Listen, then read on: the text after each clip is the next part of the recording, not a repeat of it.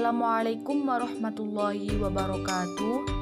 Di sini kami kelompok 2 akan menjelaskan tentang dinamika sejarah filsafat pendidikan Islam. Dalam sejarah filsafat pendidikan Islam, kami akan membagi 3 periode. Yang pertama, yakni periode awal yang akan dijelaskan Nisa Khalifah. Yang kedua, yakni periode klasik yang akan dijelaskan oleh Bahrun Najahi.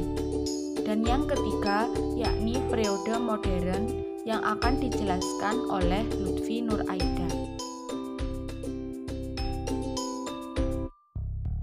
Di sini saya akan membahas periode awal. Periode awal ini dimulai dengan kemunculan Islam itu sendiri, kurang lebih pada tahun ke-7 Masehi. Tokoh awal dalam sejarah ini tidak lain yaitu Nabi Muhammad SAW. Langkah awal ilmu yang dipelajari meliputi ketakwaan, ketauhidan, sikap, hak, dan yang batilnya. Jika ada persoalan atau permasalahan tentang ilmu, bisa langsung ditanyakan dan diselesaikan oleh Rasulullah itu sendiri. Dan tokoh yang kedua setelah Nabi Muhammad wafat, yakni Khulafaur Rasyidin. Pada masa Khulafaur Rasyidin, masih berpegang teguh pada ilmu-ilmu yang dibawa Rasulullah SAW. Namun, karena terjadi perluasan Islam, maka melahirkan perkembangan ilmu yang lain, seperti tafsir Quran, hadis, dan lain sebagainya.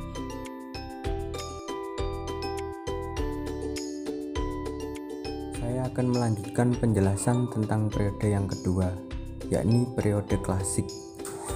Periode klasik ini berawal dari masa dinasti Umayyah, yaitu terbagi dalam 2 periode, yakni periode Damaskus pada tahun 6-7 Masehi dan Andalusia pada tahun 7-11 Masehi.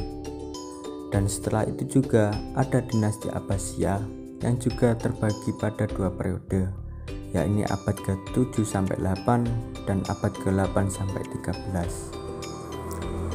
Karena terjadi perluasan Islamisasi dan budaya Arab masih kental, sehingga terjadi pembaruan ilmu Islam yang akan diakulturasi oleh pimpinan pada masa itu. Dan timbullah berbagai bidang ilmu pengetahuan seperti ilmu hadis, ilmu mantik, dan lain. Lahirnya ilmu tersebut sangat berkembang pesat sehingga melahirkan banyak sekali ilmuwan seperti Al-Ghazali, Ibnu Sina, Ibnu Qutaibah, dan masih banyak lagi. Ilmuwan-ilmuwan ini juga seringkali berkolaborasi dengan ilmuwan barat melalui pemikiran-pemikiran dan pendapatnya tentang filsafat Islam jika dikaitkan dengan kajian ilmu yang lain.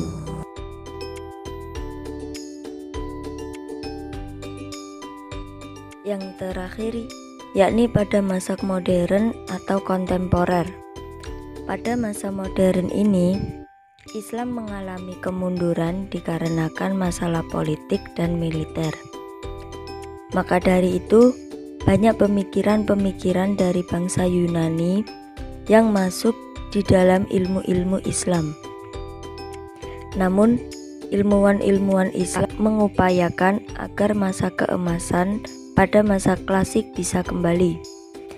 Sehingga pada saat ini banyak berkembang ilmu sebagai bukti nyata bahwa pemikiran filsafat pendidikan Islam juga mampu memunculkan disiplin ilmu yang baru.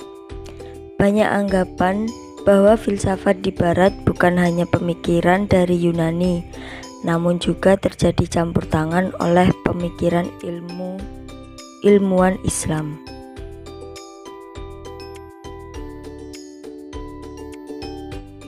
Sekian sedikit penjelasan dari kami. Apabila ada kesalahan, kami mohon maaf yang sebesar-besarnya. Wassalamualaikum warahmatullahi wabarakatuh.